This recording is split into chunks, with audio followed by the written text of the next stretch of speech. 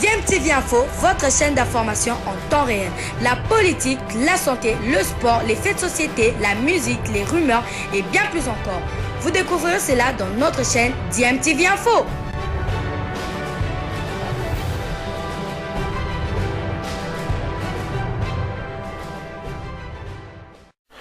Vous êtes sur DMTV, bonjour ou bonsoir, tout dépend de l'heure à laquelle vous nous suivez. Tout plaisir est pour nous de vous retrouver, mais surtout de savoir que vous êtes nombreux en train de suivre votre chaîne YouTube DMTV. DMTV qui vous propose l'actualité, mais vous propose également des analyses et des réflexions sur des sujets d'actualité, sur des faits sociaux, tout simplement des réalités que nous observons ici chez nous en République démocratique du Congo. L'actualité, c'est aussi la participation des Léopards U23 au tournoi de Sekafa Cup qui sera organisé du 17 juillet au 3 août prochain. Ce sera en Éthiopie, initialement prévu du 3 au 18 juillet. Ce tournoi a été reporté et c'est le directeur de la compétition Zika qui avait annoncé en tout cas que le coup d'envoi du challenge Sekafa Cup U23 était reporté pour le 17 juillet et a donné certainement des raisons qui ont poussé à ce report. Il a stipulé notamment que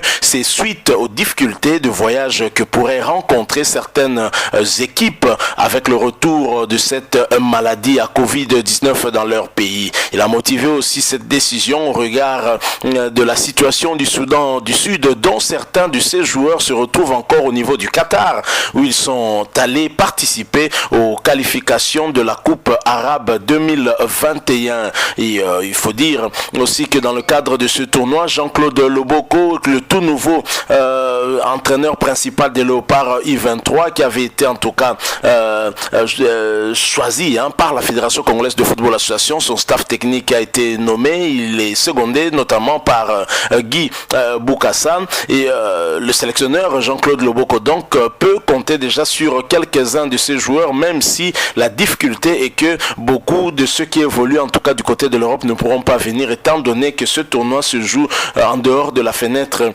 FIFA et donc les dates ne sont pas des dates FIFA et les clubs de ces joueurs-là ne sont pas tenus de les libérer. Néanmoins, il pourra compter sur des joueurs tels que Joël Béa, l'avant-centre du tout-puissant Mazembe, qui a déjà eu à acquérir une certaine expérience, puisqu'il a été aussi sélectionné à plusieurs reprises dans l'équipe des Léopards A, avec notamment le sélectionneur, l'ancien sélectionneur Christian Ntsengi Biembe. Et Joël Béa nous parle de ce tournoi où la République démocratique du Congo a été invitée. La République démocratique du Congo sera novice dans ce tournoi, mais la RDC, un pays de football, et Joël Béa nous donne les ambitions de Léopard de la République démocratique du Congo. Il nous donne en tout cas son point de vue par rapport à ce tournoi et aussi par rapport au nouveau staff technique, notamment Jean-Claude Loboko, le sélectionneur principal de Léopard U23. Je vous propose de l'écouter. Ensuite, nous allons nous retrouver pour la conclusion, tout en vous rappelant que vous êtes en train de suivre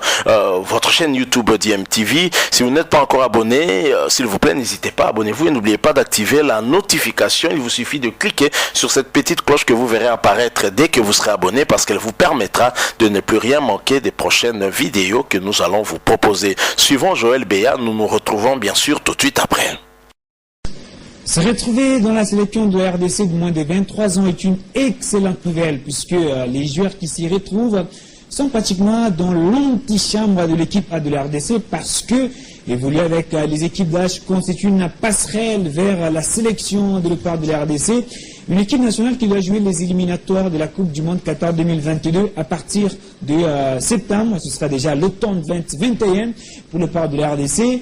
Joël Béa, attaquant providentiel du tout-puissant Mazembe, appelé chez les Léopards moins de 23 ans de la RDC, nous a accordé un entretien exclusif. Il nous parle de cette opportunité d'évoluer avec les moins de 23 ans de la RDC. Il parle aussi de ce tournoi des moins de 23 ans qui va se dérouler en Éthiopie. Il nous donne aussi la nouvelle méthodologie du patron du staff technique qui est Jean-Claude Loboko, Joël Béa. C'est vrai que nous venons comme invités, mais la différence elle se fera au niveau de la motivation et de l'envie. Je pense que ce sont là les éléments qui feront la différence dans ce tournoi où nous sommes novices. Une méthode assez bonne, très technique et très tactique, beaucoup de discipline défensive aussi et un peu plus dans l'animation offensive. Nous sommes là depuis quelques jours déjà, je pense depuis le lundi. Ça se passe bien, jusque-là ça se passe bien. Le premier contact avec l'entraîneur était bon. Et avec les autres amis avec qui nous évoluons dans le championnat et ceux d'ailleurs, ça se passe vraiment bien. Les ambitions sont toujours les mêmes, hein. En tant que grande nation de football, les ambitions sont celles d'aller le plus loin possible et d'essayer d'arracher un résultat. Cette sélection est, comme vous le dites, une passerelle parce que ça fait partie de la sélection nationale. Les équipes d'âge sont dans l'équipe nationale.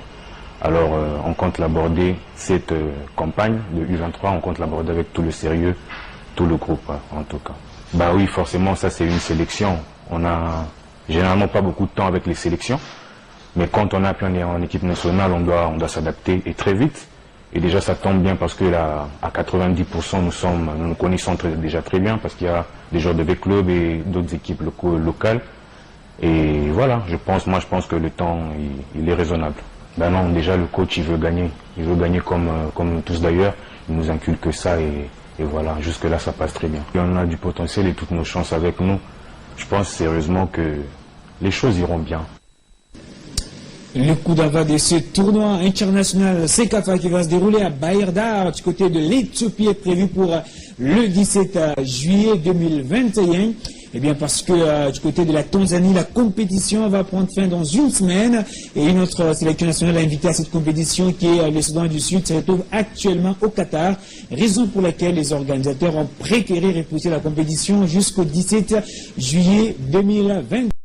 Voilà, nous sommes de retour. Vous venez de suivre là l'avant-centre du tout-puissant Mazembe, Joël Béa. Joël Béa qui s'est exprimé par rapport à ce tournoi de CECAFA qui avait été prévu de débuter le 3 juillet dernier et se terminer le 18 juillet. Et ça a été reporté pour le 17 juillet. Ça va se poursuivre ainsi jusqu'au tour du 3 août prochain. Et la République démocratique du Congo continue à affûter ses armes malgré des difficultés. Certains des joueurs de la RDC ne pourront pas venir compte tenu du fait que ce tournoi est organisé en dehors de la fenêtre FIFA et donc les clubs de ces joueurs ne sont pas tenus de les libérer. Vous avez suivi Joël Béa, il pense que les joueurs se connaissent quand même puisque la plupart viennent des grands clubs ici en République démocratique du Congo. Il en faut en tout cas aux qualités que renferme cette équipe de la République démocratique du Congo. Joël Béa est donc confiant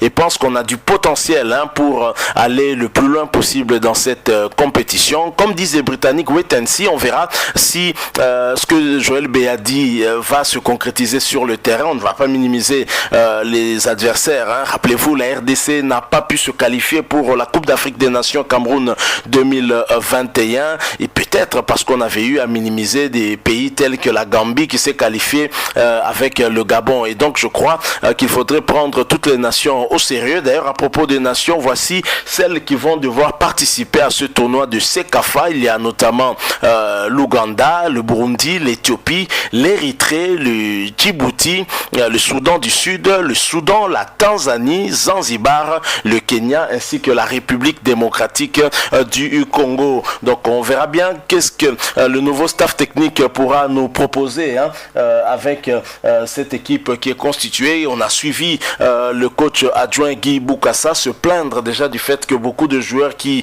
avaient été ciblés par ce staff technique ne pourront pas répondre présent. C'est vrai que ça change un tout petit peu la donne, mais on verra bien comment est-ce que ce staff technique va s'y prendre et va préparer cette compétition. Il faut dire aussi que la compétition des U23 peut aussi servir de préparation pour les Léopards A. Et Hector Raoul Cooper pourrait, pourquoi pas, avoir un œil sur les jeunes qui vont évoluer au cours de ce tournoi, je l'espère en tout cas, et ça pourra lui donner aussi des idées par rapport à ceux qui pourront monter d'un cran, aller seconder les Léopards seniors. Donc voilà, nous avons voulu partager avec vous le point de vue de Joël Béa, qu'est-ce qu'il pensait en tout cas de ce staff technique, le travail, le regroupement ayant déjà commencé, le travail est en train déjà d'être fait par Jean-Claude Loboko et son staff staff technique. Vous l'avez entendu, il est confiant, il reste confiant en tout cas à nous de voir au début de la compétition qu'est-ce que la République démocratique du Congo pourra nous proposer comme visage. Merci beaucoup à vous qui nous avez suivis. Nous sommes arrivés à la fin. Si vous avez aimé ce sujet, n'hésitez pas en tout cas à le manifester en nous, laissant un maximum de j'aime. Likez donc cette vidéo. Merci de partager avec nous aussi votre opinion en nous la laissant à travers un commentaire. Et surtout, si vous êtes nouveau sur cette chaîne ou ancien mais que vous ne vous êtes pas encore abonné, n'hésitez pas, abonnez-vous à cette chaîne et n'oubliez pas d'activer la notification. Il vous suffit de cliquer sur cette petite cloche que vous verrez apparaître dès que vous serez abonné. Elle vous permettra de ne plus rien manquer des prochaines vidéos que nous vous proposerons. Encore une fois, merci à vous pour avoir partagé avec nous ces quelques minutes sur ces propos de Joël Béa. Nous espérons vous retrouver très bientôt avec un autre sujet d'actualité. Bien entendu, si Dieu nous prête vie. En attendant, portez-vous bien et DMTV vous dit au revoir.